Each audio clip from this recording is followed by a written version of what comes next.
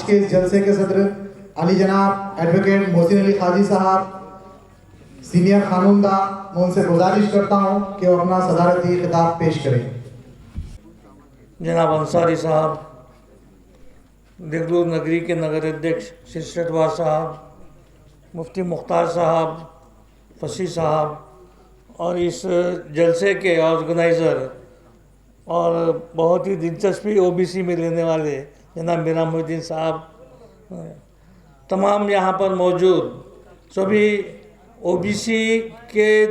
Reservation के ताल्लुक़ से दिलचस्पी रखने वाले अवामुन्नास, मैं भी जो है शब्बीर साहब को सुनने का ख्वाहिशमंद हूँ, इसलिए आप लोगों को बीच में ज़्यादा देर नहीं रहूँगा। लेकिन मुझे सिर्फ इतना कहना है कि ओबीसी रिजर्वेशन ये जो आया है, ये 89 के बाद में जब वीपी सिंह साहब की सरकार आई और उन्होंने ये बताया कि 3% से लेके 15% लोग जो है वो 85% लोगों के ऊपर हुकूमत करते हैं। वो 85% में से कुछ एससी हैं, कुछ एसटी हैं, लेकिन बाकी के तमाम लोगों को में अगर 27% का रिजर्वेशन दिया जाता है, वो भी मुस्लिम समाज उसके अंदर शरीक होते हुए, तो ये जो है ना इस देश के लिए क्या नुकसानदेह बात है। ये सिर्फ इस वजह से कि उनके अलग अलग गिनती नहीं है, उनकी अलग अलग गिनती नहीं है, इस वजह से क्या आप जो है इस देश से ओबीसी समाज को नज़रअंदाज कर सकते हैं, ओबीसी समाज के हुकूक़ को नज़रअंदाज कर सकते हैं। जैसा अभी हमारे नगर सेवक ने कहा, हमारे एसगे साहब ने कहा कि जब हमारी सियासी ताकत, सियासी हमारी जो है उसके अंदर हिस्सेदारी ख़त्म की जाएगी तो बाकी की हिस्सेदारी हमारी वो आहिस्ता आहिस्ता ख़त्म होते ही जाएगी। क्यों कि सियासत में दखल अंदाजी, सियासत में जब हम रहेंगे तो बाकी के हमारे हुकूक़ के लिए झगड़ने की हमारे अंदर एक क़ुव्वत आएगी। हमको सियासत से भी बेदखल किया जा रहा है और ख़ास करके अभी आज के इस जलसे के टॉपिक में एक तालीमी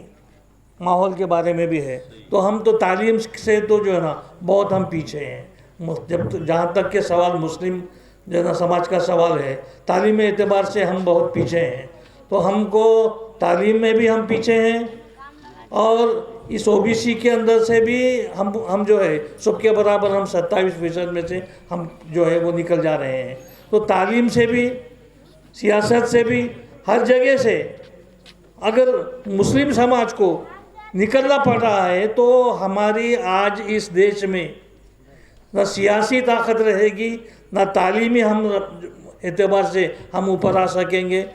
और दूसरी ख़ास बात यह है कि ओबीसी या किसी किस्म का रिजर्वेशन जब हट जाता है तो गवर्नमेंट सर्विसेज जो है वो बहुत ही मुख्तसर है। बाकी की पूरी जो है आज की जो हुकूमत है, ये हुकूमत बाकी के पूरे इदारे जो है वो प्राइवेटाइजेशन कर चुकी है और प्राइवेट संस्था जो भी है उसके अंदर रिजर्वेशन का कोई सवाल पैदा नहीं होता। लिहाजा इस तरीके से भी जो है वो हमारे खच्चीकरण किया जा रहा है। मगर एक बात याद रखिए कि अभी एसगे साहब ने कहा कि हम सब लोगों को एक साथ मिल के ये लड़ाई लड़नी है, लेकिन आप गौर करे होंगे साहब कि एनआरसी के टाइम पे लोगों को ऐसा बताया गया था कि ये खाली जो है ना मुसलमानों के वास्ते है,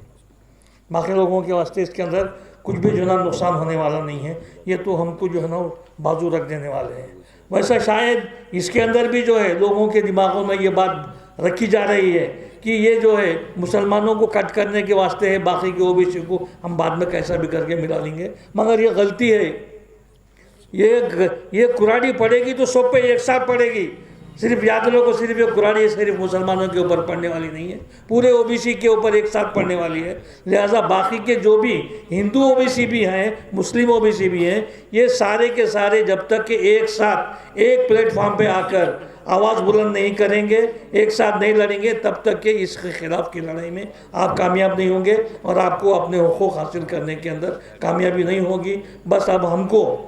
मुझे ख़ास करके शब्बीर अहमद साहब को सुनना है, शब्बीर अंसारी साहब को, लिहाजा मैं अपना सदारती खुतबा यहाँ ख़त्म करते हुए अपनी जगह लेता हूँ। अल्लाह हाफ़िज़।